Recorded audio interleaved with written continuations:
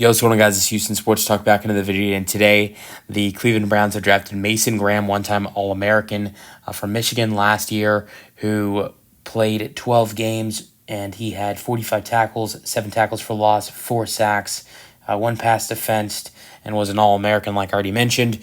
I think it's the one thing I thought of right away when the Browns made this draft pick was a Michigan guy going to Ohio.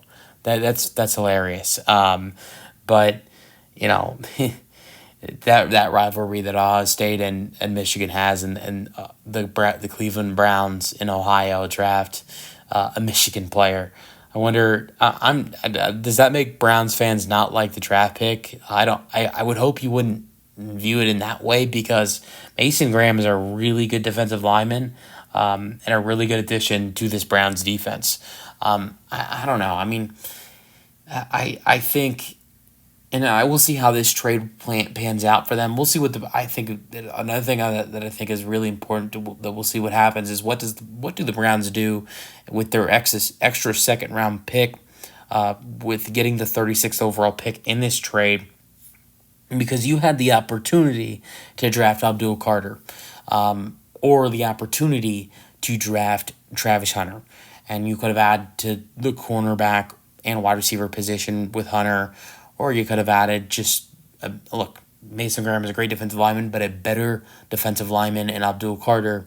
But instead, you chose to trade down with the Jaguars and got Mason Graham. He's a great defensive lineman, but what's going to decide on was this the right choice by the Browns for trading down? It's not going to be on Mason Graham. It's going to be on who the Browns select on, and then it's a part of it's going to be on Mason Graham, but it's going to be on who the Browns get with the 36th pick. And it's also going to be how good that first rounder that they received in this trade is next year. Because Jacksonville, if they were to be as bad as they were, next year, like they were this year, then ultimately I think you look at this trade for Cleveland as an amazing trade if Jacksonville were to be a bottom 5 team again next year. But if Trevor Lawrence stays healthy, and Brian Thomas is his second year in his career, and and you added in Travis Hunter, and I thought defensively, we saw some good additions made by Jacksonville this year. I'm sorry, as you can hear the sirens going off. I'm guessing it's an ambulance. I don't even know if you can hear that, but defensively, Jacksonville made some solid additions in free agency. Who knows what they'll do in the draft as the draft goes on. So Jacksonville, I don't look at them and think they will be a top 5 bottom team again next year. I think maybe top 10 possibly. But, I look at them right now, and it's no disrespect to Indianapolis and Tennessee, and I'm going to say this as a Texans fan. I look at Jacksonville and say they're the second best team in this division of the AFC South, and they could give the Texans some threat for the number 1 division. I think Jacksonville looks like a threat this year just as much as they did in 2022 or 2023, because I think this whole thing changes for the Jaguars now that they have Travis Hunter and all the other additions they made defensively this offseason. So and who knows what they'll do in the draft as the draft goes on.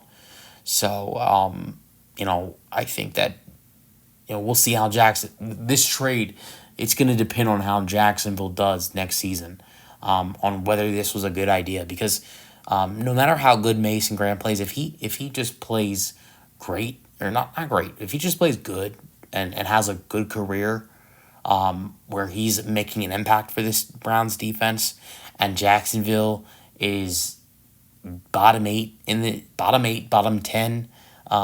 in next year's draft, and Cleveland, if they would, that would mean you'd have 2 top 10 picks next year, because Cleveland's their own pick's going to be top 10. So if Cleveland, you could end up potentially turning this into 3 top 10 picks potentially, because you traded number 2 for 5 in this year's draft and got Mason Graham, got a first round pick. You're going to be bottom. You're going to be bottom 10 next year, at least maybe bottom 5, and it could be an extra bottom 10 pick potentially if Jacksonville is really bad. But I don't see them being that bad. I think at the worst, bottom 15. I don't know.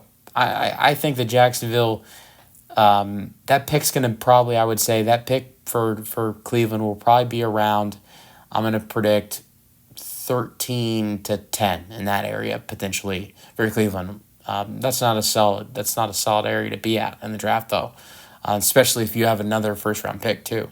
So let me know your thoughts on the draft selection for the Browns selecting Mason Graham in the comment section, and peace out.